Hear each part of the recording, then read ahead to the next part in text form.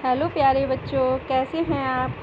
आज आपको हम क्लास 6 चैप्टर 5 अक्षरों का मैथ समझाएंगे। इसके लेखक हैं गुणाकर मूले जी। इसमें अक्षरों के बारे में बताया गया, अक्षरों की शुरुआत कैसे हुई, अक्षरों का जो स्टार्ट हुआ लिखना, पढ़ना, समझना, वो कैसे स्टार्ट हुआ, तो इस चैप्टर में उसके बारे में बताया गया है। अक्षरों की कहानी। यह पुस्तक अक्षरों से बनी है। सारी पुस्तकें अक्षरों से बनी हैं। तरह तरह की पुस्तकें, तरह तरह के अक्षर। दुनिया में अब तक करोड़ों पुस्तकें छप चुकी हैं।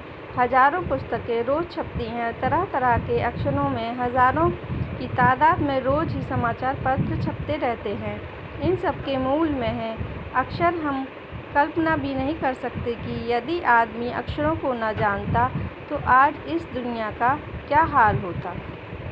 कोई कह सकता है कि हम अक्षरों को अनादिकाल से जानते हैं। अक्षरों का ज्ञान हमें किसी ईश्वर से मिला है। तो अक्षरों से क्या होता है, अक्षरों से ही हम, जो हमारी किताबें हैं वो अक्षरों से ही बनी हैं। जो हम न्यूज़पेपर पढ़ते हैं, मैगज़ीन होती हैं, तो अक्षर से ही वो सब बनती हैं। अगर अक्षर नहीं होंगे तो हम कैसे पढ़ लिख पाएंगे। तो वही इसमें बताया है कि अक्षरों का ज्ञान हमें किसी ईश्वर से मिला है। तो अक्षर का ज्ञान जो हमें ईश्वर से मिला है। पुराने ज़माने के लोग सचमुच ही सोचते थे कि अक्षरों की खोज ईश्वर ने की है, पर आज हम जानते हैं कि अक्षरों की खोज किसी ईश्वर ने नहीं बल्कि स्वयं आदमी ने ही की है। अब तो हम यह भी जानते हैं कि किन अक्षरों की खोज किस देश में किस समय हुई। हम ये जानते हैं कि अक्षरों की खोज भगवान ने नहीं की, ईश्वर ने नहीं की, वो खुद आदमी ने की है। खुद इंसान ने इंसान ने अक्षरों की खोज की है। हमारी यह धरती लगभग 5 अरब साल पुरानी है। 2-3 अरब साल तक इस धरती पर किसी प्रकार के जीव जंतु नहीं थे। फिर करोड़ों साल तक केवल जानवरों और वनस्पतियों का ही इस धरती पर राज्य रहा। आदमी ने इस धरती पर कोई 5 लाख साल पहले जन्म लिया। धीरे धीरे उसका विकास हुआ। कोई 10,000 साल पहले आदमी ने गाँवों में बसना शुरू किया। वह खेती करने लगा। वह पत्थरों के औजारों का इस्तेमाल करता था। फिर उसने तांबे और कांसे के भी औजार बनाए। तो 10 करोड़ों साल पहले कुछ नहीं था धरती पे। तो क्या हुआ, इंसान के रूप में पहले मंकी होते थे। तो सबसे पहले मंकी हुए। तो उन्होंने क्या हुआ, धीरे धीरे औजार बनाना शुरू किए। धीरे धीरे उनका विकास हुआ। तो वो धीरे धीरे उनमें फल वगैरह ये सब वनस्पतियों का विकास होने लगा। कोई 10,000 साल पहले आदमी ने गाँवों को बसना शुरू किया। तो 10,000 पहले क्या है, आदमी हुए। तो आदमी ने खेती करना और पत्थरों औजारों का इस्तेमाल करना शुरू किया। तांबे और कांसे का भी औजार बनाए। और जो तांबे के होते हैं, तांबे और कांसे की भी औजार बनाए, मतलब उनका औजार बना के प्रयोग करना शुरू किया। प्रागैतिहासिक मानव में सबसे पहले चित्रों के जरिए अपने भाव व्यक्त किए, जैसे पशुओं, पक्षियों, आदमियों आदि के चित्र। इन चित्र संकेतों के बाद में भाव संकेत अस्तित्व में आए। जैसे एक छोटे वृत्त के चहु और किरणों की भौतिक रेखाएं खींचने पर वह सूर्य का चित्र बन जाता था। बाद में यही चित्र ताप या धूप का द्योतक बन गया। इस तरह अनेक भाव संकेत अस्तित्व में आए। तब जाकर काफ़ी बाद में आदमी ने औजार की खोज की। अक्षरों की खोज के सिलसिले में शुरू हुए। मुश्किल से 6,000 साल हुए हैं। तो धीरे धीरे क्या हुआ, उन्होंने चित्र द्वारा संकेत देना शुरू किए, चित्र बनाना शुरू किए। तो उससे हमें संकेत मिलने लगा कि मतलब जो जब चित्र बनाने लगे तो लगा कि हाँ ये किस चीज़ का चित्र बनाया है, तो उससे सोचने लगा आदमी कि ये चित्र दर्शाकर हमें किसी का संकेत दे रहे हैं। जैसे चित्र बनाए हुए हैं, अब ये चित्र बनाए हुए हैं तो आप इसमें देखो, इसमें चित्र बनाए हुए हैं। दाईं ओर से बाईं ओर के क्रम, तूफान का देवता जो सारे आकाश को घेरता है।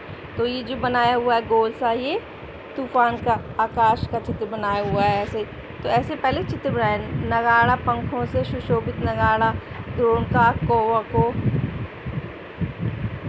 दवाखाने में आदमी, तो पहले ऐसे चित्र बनाते थे तो जिससे संकेत मिलता था कि ये चित्र उसका बना हुआ है। अक्षरों की खोज के साथ एक नए युग की शुरुआत हुई। आदमी अपने विचार और अपने हिसाब किताब को लिखकर रखने लगा। तब से मानव को सभ्य कहा जाने लगा। आदमी ने जब से लिखना शुरू किया तब से इतिहास आरंभ हुआ। किसी भी कौम या देश का इतिहास तब से शुरू होता है जब से आदमी के लिए हुए लेख मिलने लग जाते हैं। इस प्रकार इतिहास को शुरू हुए मुश्किल से 6000 साल हुए हैं। उसके पहले के काल को प्रागैतिहासिक काल यानी इतिहास के पहले का काल कहते हैं। तो धीरे धीरे वो आकृतियाँ बनाने लगे, चित्र बनाने लगे, और धीरे धीरे क्या हुआ, फिर अक्षरों की खोज हुई और नए युग की शुरुआत हुई। तो आदमी फिर अपने विचार विमर्श, ये क्या है, हिसाब किताब सब लिखने लगे। तो फिर मानव को जब इतना समझ आ गया कि ये अक्षर ऐसे लिखते हैं और इससे ऐसे लिख के समझ में आता है कि इसको क्या कहते हैं, तो वो सभ्य कहा जाने लगे। अंत हम देखते हैं कि यदि आदमी अक्षरों की खोज नहीं करता तो आज हम इतिहास को न जान पाते। हम यह न जान पाते कि पिछले कुछ हजार सालों में आदमी किस प्रकार रहता था, क्या क्या सोचता था, कौन कौन राजा हुए इत्यादि। अगर अक्षरों का ज्ञान नहीं होता तो हम नहीं पता चल पाता कि पहले इतिहास में क्या हुआ, इतने हजार साल पहले क्या हुआ। अब जब हमें बुक्स होती हैं, जो पुरानी बुक्स होती हैं मिलती हैं पढ़ने की, तभी तो हम पहचान पाते हैं, तभी देख पाते हैं ना कि पहले इतिहास में क्या हुआ है, क्या होता था, पढ़कर ही पहचान पाते हैं ना। अक्षरों की खोज मनुष्य की सबसे बड़ी खोज है। अक्षरों की खोज करने के बाद ही मनुष्य अपने विचारों को लिखकर रखने लगा। इस प्रकार एक पीढ़ी के ज्ञान का इस्तेमाल दूसरी पीढ़ी करने लगी। अक्षरों की खोज करने के बाद पिछले 6000 सालों में मानव जाति का तेजी से विकास हुआ। मनुष्य सबसे बड़ी खोज कही गई कि ये सबसे बड़ी खोज है, सबसे बड़ी खोज हुई मनुष्य की, और पीढ़ी दर पीढ़ी ज्ञान का इस्तेमाल होने लगा। और अक्षरों की खोज के बाद 1000 सालों में मानव जाति का तेजी से विकास हुआ। यह महत्व है अक्षरों का और उनसे बनी हुई लिपियों का। अंत हम सबको अक्षरों की कहानी मालूम होनी चाहिए।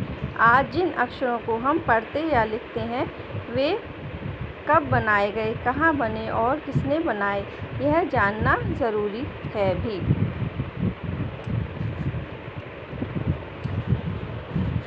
तो आपको समझ में आया, इसमें अक्षरों के बारे में बताया कि अक्षरों की शुरुआत कैसे हुई, कैसे हमें बुक्स हैं ये सब, हम कैसे हम उनको पढ़ना और लिखना सीखें।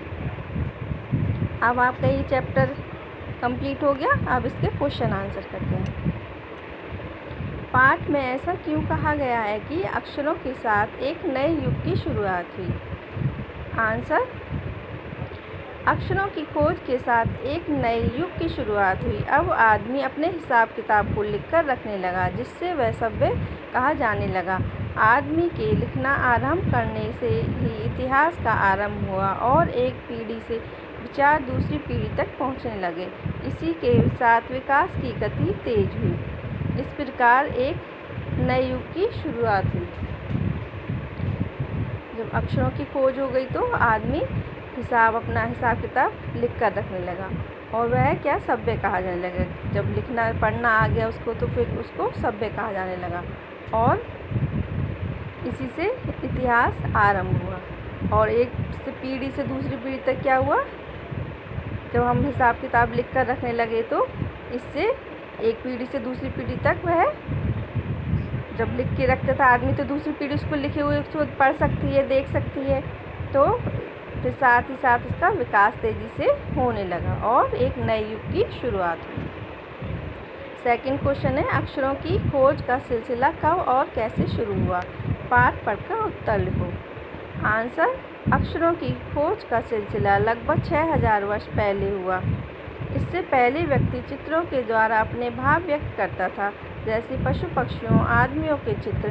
बाद में भाव संकेत अस्तित्व में आए। इसके बाद अक्षरों की खोज।